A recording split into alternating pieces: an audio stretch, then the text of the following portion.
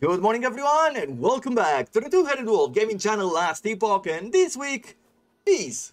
We're gonna try to put together a character build which focuses around summoning bees using certain items, and I also went with a rogue going into the Falconer Mastery on one hand because we're getting this super awesome Falcon which is a great support companion, and on the other hand because the Falconer is the only mastery from the rogue which receives some bonuses from the passive skill tree to minion. So that's pretty much the focus going there. I've removed all the passive points from the character which I leveled up because we're gonna go through the choices together. But let's start first of all with gear, because we need to talk about certain items and the direction that we're going to head towards before we talk about the skills. So first things first, Keeper's Gloves. This will be our basic equipment at least for a while. They're not great gloves, but they do give us the 10% chance to summon a swarm of bees on a melee hit. Other than that, we're getting some poison resistance both to ourselves and our minions, and +8 to armor. Overall, we have to pay attention to the fact that the bees get summoned only on melee hit, so we will have to go melee. We cannot go with throwing attacks or with bow damage. Okay, so we'll stay with melee. The other item which is very important for us is this Hive Mind. However, we will have to farm up to level 58. This helmet gives us 9 armor, 16 poison resistance. Decoy releases 8 bees when it explodes. Decoy is just a dummy that you throw on the ground. It taunts nearby enemies and it also explodes at the end. So when that explodes, it releases 8 bees.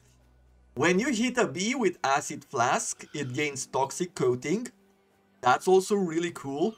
So we're not only going to summon those bees, but if you throw Acid Flask, we're also going to give them poison damage, and that is awesome. So that is going to be the secondary effect that we're going to scale up: poison, poison chance, and poison damage.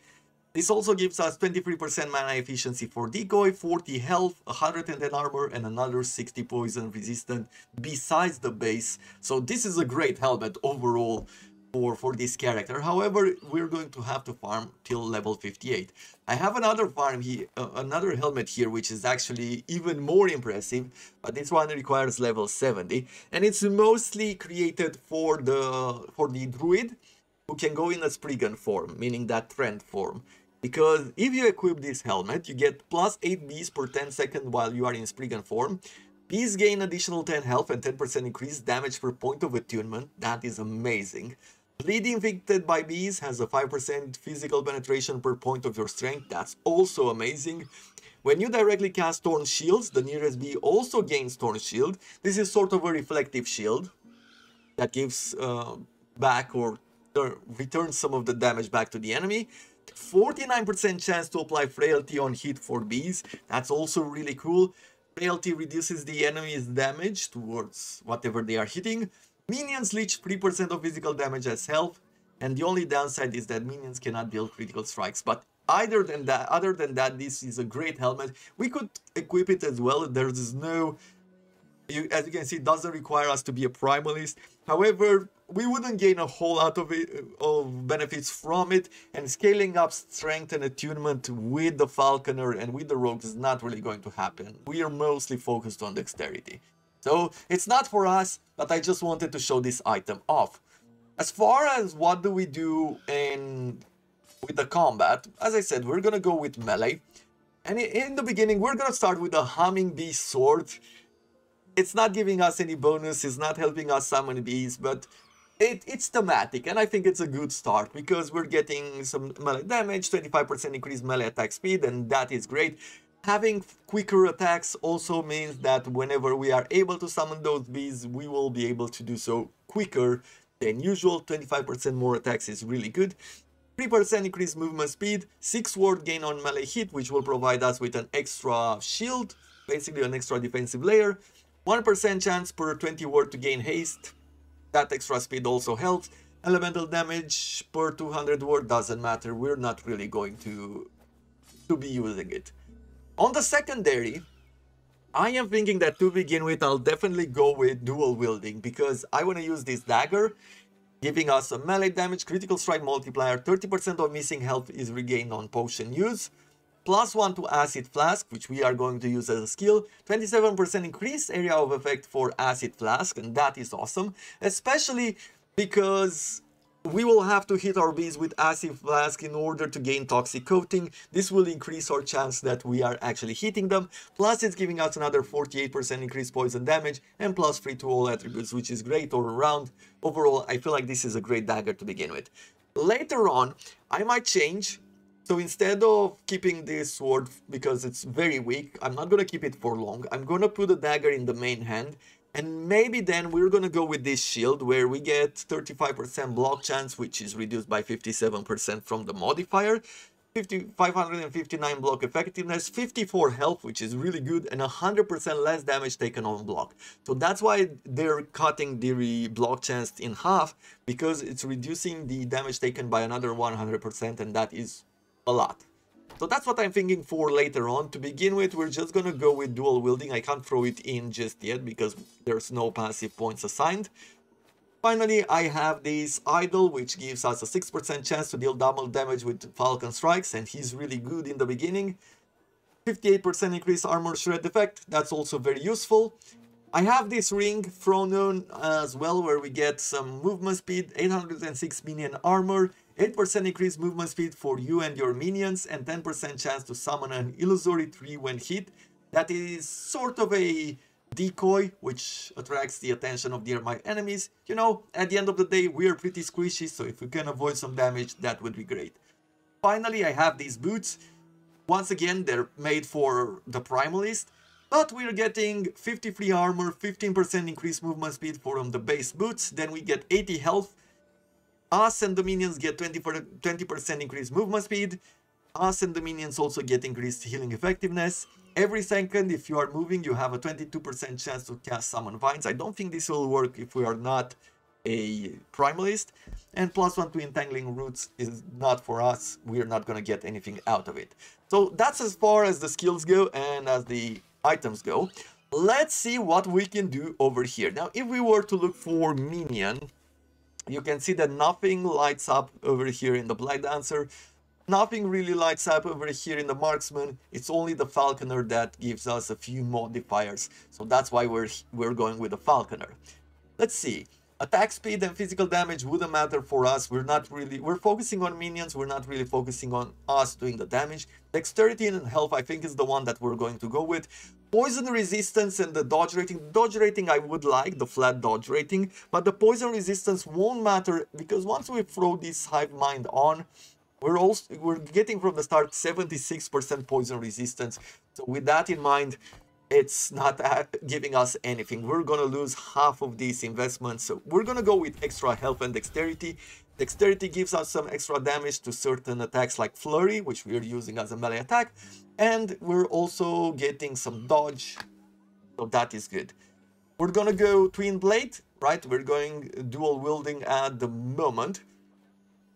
You take less damage while moving and have increased dodge rating. I don't know exactly how much we are moving, but that might be worth doing at some point. I'll invest 3 points here in steady hand, and then I guess I can invest 1 point, maybe 2 here, just to have this effect trigger every once in a while, right, to reduce that damage.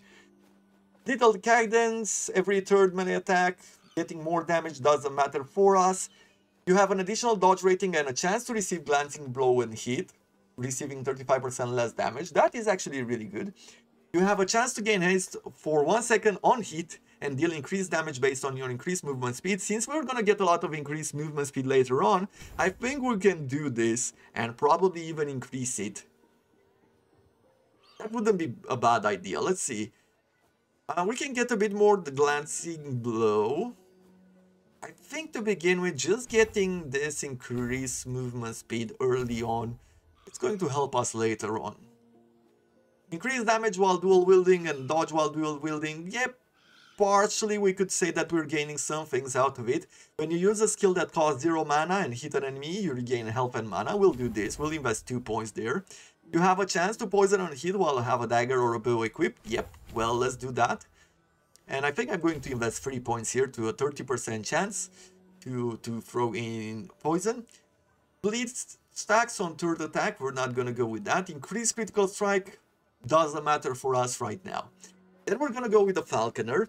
And on this side, health and dodge rating will be good. Chance to gain haste 2% per point. Let's see, you have a chance to gain haste for 2 seconds when you or your Falcon hits an enemy. Investing 1 point here, I think it's good, even for that very low chance. And then we have Handler, where we get increased minion damage 7% per point. We definitely want to do this and we'll probably maximize it. What else did we gain? Dodge rating and maximum health gain as endurance doesn't matter too much. Dexterity, and when we invest 5 points, we get increased throwing damage for our Falcon. Doesn't matter too much. You have a chance to gain a stack of Crimson Shroud when your Falcon or Ballista hit an enemy, and that is, you gain 50% bleed chance and 5% less damage over time taken.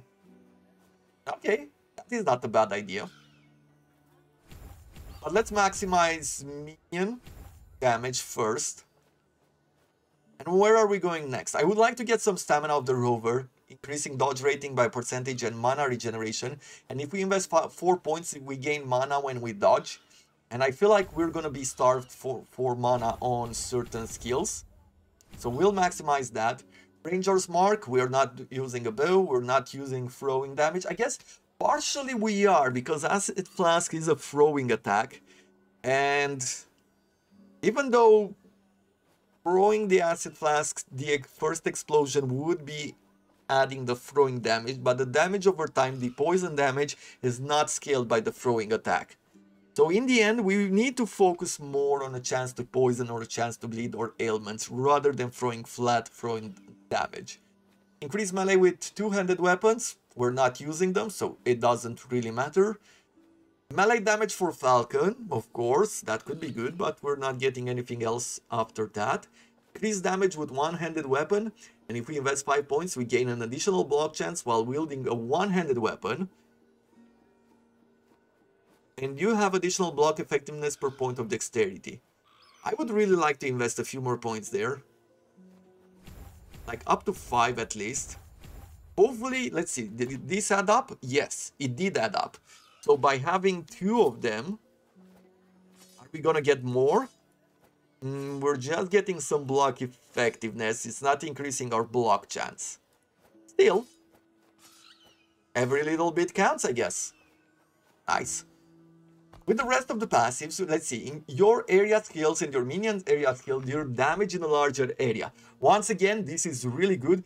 If you invest 3 points, you gain mana when one of your decoys detonates. Great. So overall, this is going to add up to a lot. Once again, we're doing a lot of AoEs. Bleed chance with spear, we don't care, we're not using that. If we invest 5 points, you have increased attack speed with flurry, 30% more, while wielding a spear. I don't want to wield a spear, but maybe we would have to. I'm not sure whether that's something that we want to do. What else do we get here? We can get deflect and weave. You have additional block and the chance to receive a glancing blow. Additionally, you regain health whenever you block or receive a glancing blow. That could be good. And if we invest 5 points, all of your block chances is converted to glancing blow chances at 100%. Just getting 35% reduced damage, I don't know. I guess in a way, block chance reduces it by 19%. But if we change it to glancing blow, right? So we have a 5% chance to block damage, but then it will only be reduced by about 19%. If we go with glancing blow, it's at 35% reduction in damage received. So that might actually be better. When you use a certain ability on your body, you gain a free stack of Silver Shroud. The effect has a 10-second cooldown. You dodge your next hit you would receive, and you consume all stacks of Silver Shroud to gain 100 gold per stack. You know what? We'll throw at least one here. This is a cool ability. Increase armor, dodge rating, and dexterity. This is great. Well, let's go with this glancing blow first. And then what else did we unlock here? Final souvenir, you have additional dodge rating and you now have a chance to drop caltrops around you when you dodge. And there is an enemy within 4 meters. Okay.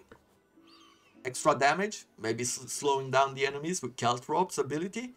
Falcon Strikes and Dive Bombs are now instant. Additionally, Falcon Strike and Dive Bomb have longer cooldown. Uh, Not necessarily, I'll think about that. Increase damage and increase minion damage, of course. Points invested here, you regain health per point of dexterity when your Falcon hits an enemy. So we'll have to invest a point here for that. Let's do it. And that's about it. And finally, on skills, what we are doing here on active skills, we are going with Acid Flask. I've thrown in some poison chance, poison duration. I'm going for 1 point in blinding mixture here to get some blind chance, you know, of helping us avoid enemy attacks. Poison resistance shred. I went with poison pool here to leave behind some poison. Also, I'll increase the global poison chance in pool because, yeah, we want to have that at maximum. Armor shred chance for the moment, I left a point there. And I'm also going in this direction where we can get some extra flasks. Basically, instead of throwing one of these to explode, we're gonna throw 3 of them. So it's gonna help us with the damage. Everything that we're doing here on Acid Flask will help us a lot. As far as shift goes, I have now the ability to cleanse ailments because there's a lot of poison in the area, and this helps me survive. I don't have anything except I have 32% poison resistance, so that's why I want to keep this skill for now. But when we get our poison resistance maximized, then we're gonna remove some points from here, and now I'm heading towards this direction where we get Acid Flask on arrival and on departure for this reversal skill. As far as the Falcon goes, now it's mostly focused around straight up damage, but I'm going to go towards Rending Talons soon, where a portion of our chance to bleed, poison, shred armor, shred resistance, and slow on hit now also applies to our Falcon's hit. So that's how we're gonna make the Falcon do a lot of poison damage. On the other side, what I've invested in here, Toxic Airdrop. Your Falcon now throws Acid Flasks for you. Acid Flasks thrown by the Falcon scale with your stats, and your Acid Flask 3, but can apply Falcon's Mark from Marking Strike, so that's the extra. The effect consumes mana equal to a portion of your Acid Flask mana cost and has a 6-second cooldown. So now our Falcon is bombarding enemies with Acid Flasks as well, and thus when we are going to summon those bees and we can give them the Toxic Coating, this is the perfect companion to help us do it. Flask Satchel, additional charges for the Acid Flask for the Falcon. I guess we're gonna go in this direction in a way, but we're not gonna go too soon. Mostly we're gonna try to get down here to the ailments and then we're gonna turn back up. For Decoy, this is what we will need in order to summon those bees when we get this helmet, right? But what is important here? The decoy needs to explode in order to release those 8 bees. So what we need to do is to get more decoys and make sure that the fuse is short. Basically, the quicker the decoys explode, the better it will be for us to summon those bees. And if we get over here to Grand Diversion and we maximize it with 2 points of investment, we can summon 3 decoys at once. And we can get an extra charge here for the skill, meaning that we can summon 6 decoys, at least in theory. We would be able to summon 6 decoys at once with a very short fuse. Means that we're gonna get 8 bees per decoy, that's 40 bees in total, without talking about Keeper's Gloves. So that's the theory. It has been a long time talk, there's been a lot of talk now, just preparing the plan. Let's now run with the build as it is right now and see how it works on the map. Remember, we're not really in the best place. I still need to farm up to level 58, but I felt like this was a good moment to at least talk about preparation and talk about the theory. Because at the end of the day, when I'm doing one of these episodes, it of course takes me a lot longer to record and farm, and I'll return tomorrow. But maybe you want to do this today. And if you want to do that, then don't let me stop you. Right. Look at this, we have our bees. How quickly do they kill? Well, together with the Falcon, they're doing a decent job. They're far from perfect, but a decent job is a decent job. Let's see. Perfect. I have a filter on right now to show us. In yellow is minion damage, in green it's poison damage, so those are the items that I'm looking for. Anything that is from rare onwards, And we already found increased poison damage, increased minion damage, dodge rating. That is really good. I am running with a 30% poison chance now on normal attacks, on melee attacks, and 64 poison damage. So it's not great. Still need to scale up a lot more. But this is where we're starting.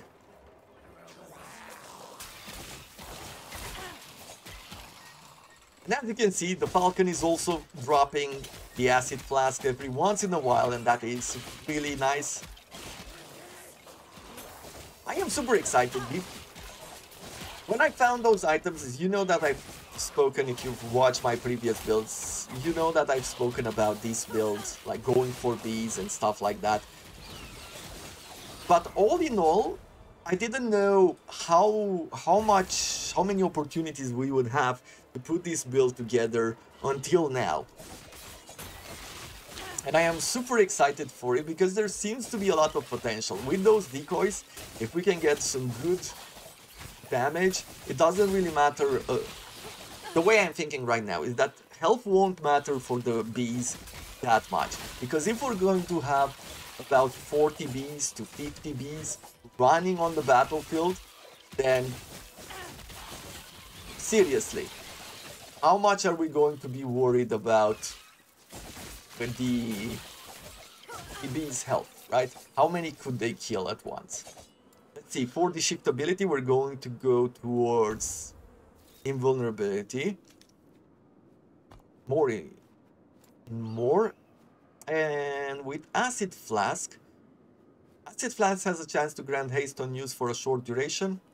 You know what? Sure, let's do that.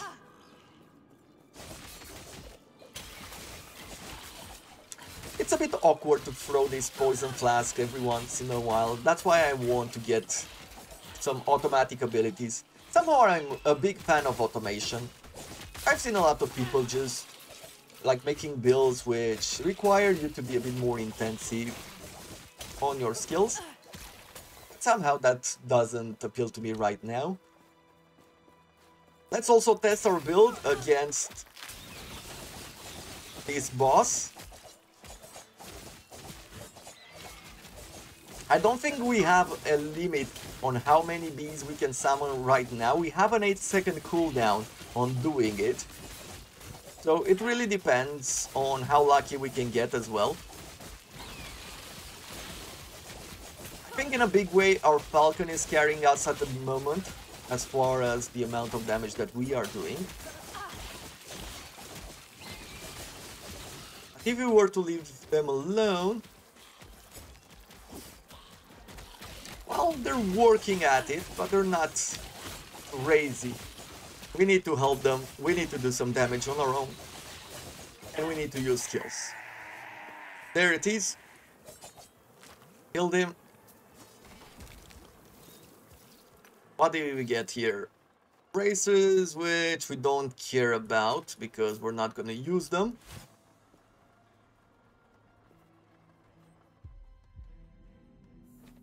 I think the character is okay at the moment, but is far from being smooth.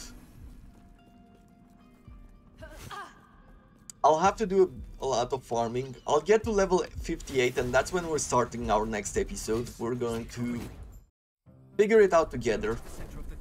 We're gonna see how well it works, how those bees will summon.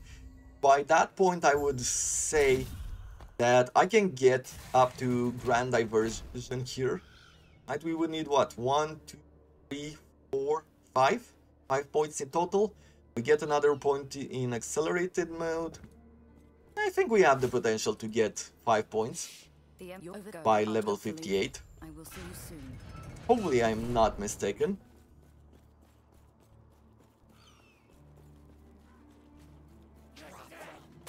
And with a bit of luck, I should also find some good poison damage by then.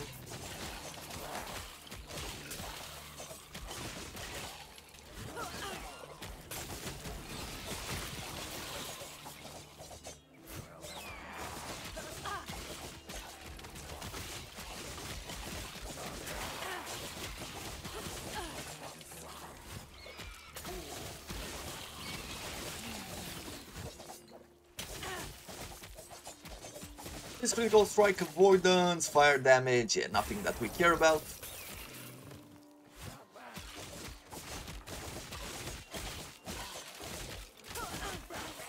Now I do wonder one thing, if we're gonna get 3 flasks, the Eagle is using the acid flask the way that we have specialized in it. So, will it drop 3 explosions at that point?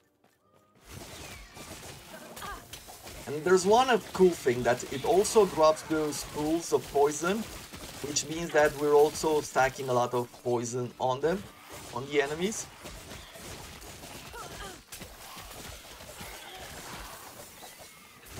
Leveled up the decoy once again.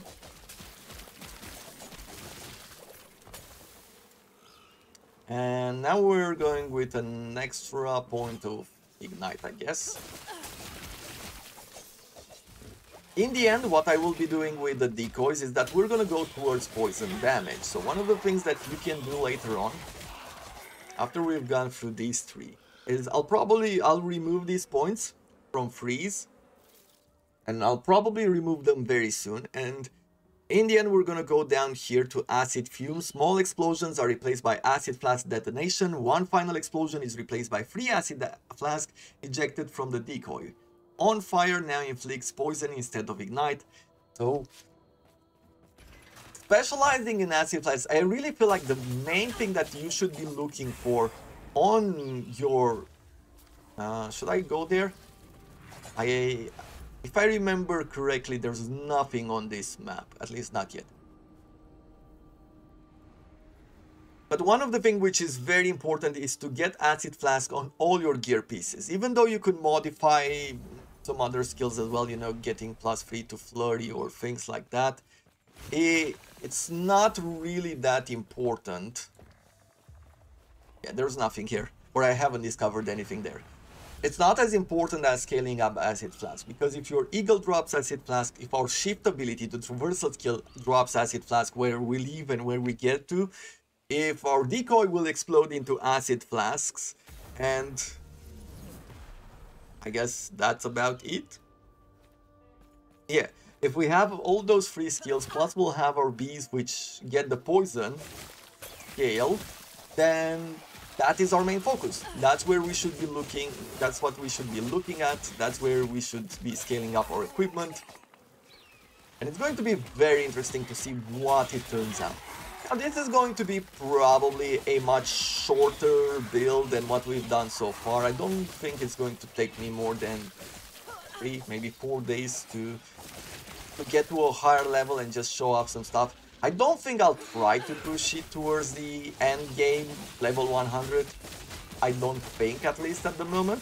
Who knows? It will matter a lot how it will feel later on. If it feels good, then I will do it. If it doesn't feel good, then, well, we've tried the idea out. And hopefully we've learned something from it. Partially, I would say that the Spriggan form also has a lot of power, and maybe that is the greater way to do it. But it doesn't seem like it would really create a great B build by putting that together. It almost seems going in Spriggan form many times feels like you'll have enough summons going around where you use the bees just as sort of a support system. Not so much as your main attack system. However, since they scale with attunement and they do scale with strength, if you are stat based, if you are stat focused in your tree, then you could do that as well. And you probably can give it a lot of power and you can make a build out of it.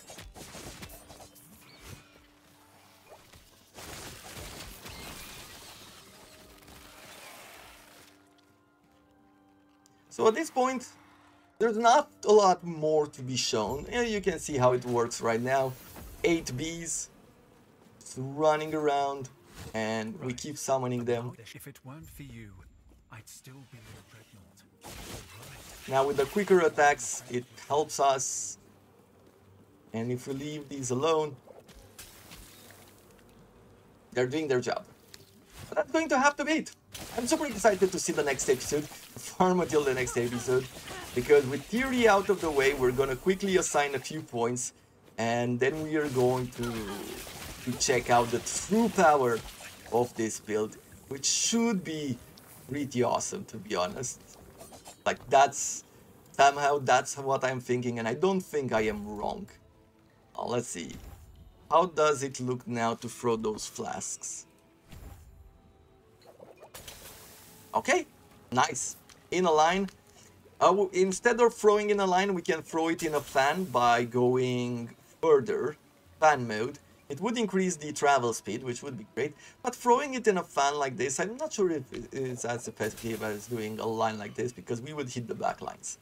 Either way, that is going to have to be it for this episode. I look forward to seeing you again tomorrow as we see what the true power of this build will be like. And until then, thank you very much for watching, and I wish you all to have a wonderful day.